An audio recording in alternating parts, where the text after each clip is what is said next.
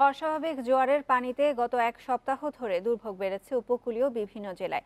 নিচু এলাকার ঘরবাড়িতে পানি ওঠার পাশাপাশি ডুবে গেছে রাস্তাঘাট, ফসলি জমি। অবস্থার উন্নতি না হওয়ায় এসব এলাকার মানুষদের দিন কাটছে খেয়ে না খেয়ে। সাগরে নিম্নচাপের কারণে সুন্দরবন ঘেঁষা পশুর শিপসাসহ বিভিন্ন নদ নদীতে পানি বেড়েছে অস্বাভাবিক হারে। এর ফলে তলিয়ে গেছে সুন্দরবনের নিচু এলাকা সহ করমজল কুমির প্রজনন কেন্দ্র। সুন্দরবনের দুবলা, কটকা ও কচিখালী এলাকা ৬ থেকে ৭ ফুট উচ্চতার জোয়ারে প্লাবিত হয়েছে। এই অবস্থায় মৃত্যু ঝুঁকিতে রয়েছে বাঘ, হরিণ সহ বিভিন্ন বন্যপ্রাণী। সুন্দরবনের যে বন্যপ্রাণীগুলো আছে এর অ্যাডাপ্টেশন আছে, এটা জানে যেন পানি হলে কীভাবে বেঁচে থাকতে হবে সেইটা। তারপরেও ছোটো ছোটো প্রাণী কিছু থাকে, সেগুলোর জন্য অনেক সময় ক্ষতি হতে পারে। সুগন্ধা ও বিষখালী সহ বিভিন্ন নদ নদীর পানি কমলেও দুর্ভোগ কমেনি ঝালকাঠির অর্ধশত গ্রামের বাসিন্দাদের। নদীতে বাঁধ না থাকায় ভাঙন আতঙ্কে নির্ঘুম রাত কাটছে তাদের। রান্না বাড়া হয় না আমাগো এই পানির জ্বালায়, আর যা বন্যা তো বন্যা। ৩-৪ কিলোমিটারের মধ্যে কোনো বেরি নেই, আমাগো ঘরে পানি ওঠার কারণটাই তো। গত এক সপ্তাহ ধরে জোয়ারের পানিতে তলিয়ে আছে ভোলার মনপুরা, দৌলত খান, চর ফ্যাশন ও সদর উপজেলার অন্তত ১৫ গ্রাম। নদী তীরবর্তী এলাকায় প্লাবিত হয়েছে শত শত একর জমির ফসল। দেখা দিয়েছে খাবার ও বিশুদ্ধ পানির সংকট। মহিলারা বাচ্চা কাচ্চাদের জন্য ভাত পানি রান্না করতে পারছে না, খুব কষ্টে কালাসে দিন যাপন করতেছে। আজ পর্যন্ত একটা লোক আমাদের যে দেখবো চাইবো এমন কোনো লোকজন দেখতেছি না। খুলনার কয়রা উপজেলার কপোতাক্ষ নদের চড়ামুখা এলাকায় বাঁধ ভেঙে প্লাবিত হয়েছে ৭টি গ্রাম। এছাড়া সাতক্ষীরার হাওড়া ও খোলপেটুয়া নদীর বাঁধ ভেঙে পানি ঢুকেছে লোকালয়ে, ভেসে গেছে মাছের ঘের। জোয়ারের তীব্র স্রোতে লক্ষ্মীপুরের রামগতি ও কমলনগরের ১৫টি পয়েন্টে নদী ভাঙন তীব্র হয়েছে।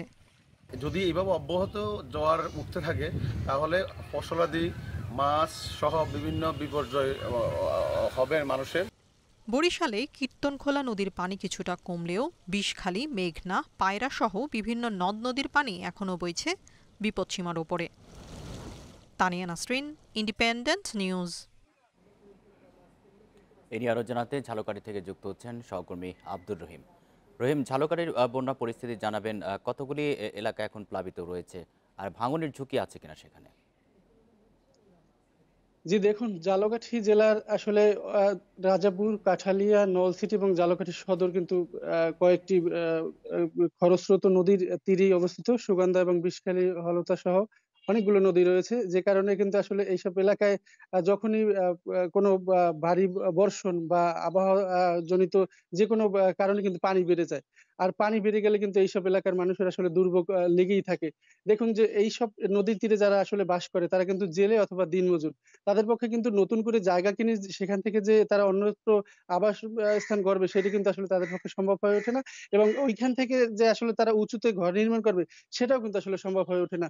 যে কারণে যখনই পানি বৃদ্ধি পায় তখনই কিন্তু তাদের সবকিছু তলিয়ে যায় এবং সর্বোচ্চ আসলে মালপত্র কিন্তু নষ্ট হয়ে যায়। আমি কালকে কয়েকটি এলাকায় ঘুরে দেখেছি আসলে এমনটাই চিত্র, যে তারা যে নতুন করে কোথাও যে আশ্রয় নিবে সেই রকমের আসলে পরিস্থিতি নেই। কয়দিন পরপরই যখনই এই পানি বৃদ্ধি পায় তখনই কিন্তু তারা তলিয়ে যায় এবং তারা অপেক্ষায় থাকতে হয় আসলে যে পানি কখন কমবে। তারপরে কিন্তু আবার নতুন করে তাদের জীবন সংগ্রাম শুরু হচ্ছে। আসলে প্রশাসনের পক্ষ থেকে কিন্তু বারবার কিন্তু বলা হলেও যে আসলে বেড়িবাঁধ নির্মাণ করা হবে। কয়েকটি জায়গায় মাটির বেড়িবাঁধ নির্মাণ করা হয়েছে।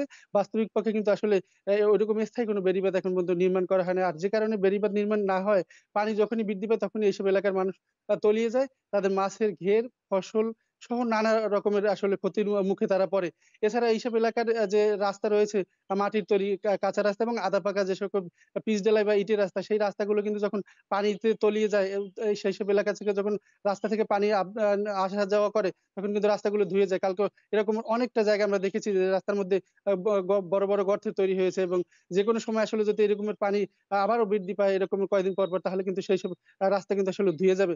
প্রশাসনের পক্ষ থেকে কিন্তু বলা হচ্ছে যে তারা আসলে ক্ষতি যখন যেকোনো বন্যা বা জলোচ্ছ্বাস শেষ হওয়ার পরে তারা কিন্তু আসলে ক্ষয়ক্ষতির নিরূপণ করে। পানি উন্নয়নের বোর্ডের পক্ষ থেকেও কিন্তু সেটাই বলা হয় যে আসলে তারা গুরুত্বপূর্ণ স্থানগুলোতে বালি করে দিচ্ছে এবং করা হচ্ছে। এই তো আসলে এখানকার পরিস্থিতি। ঝালকাঠি থেকে জানাচ্ছেন সহকর্মী আব্দুর রহিম।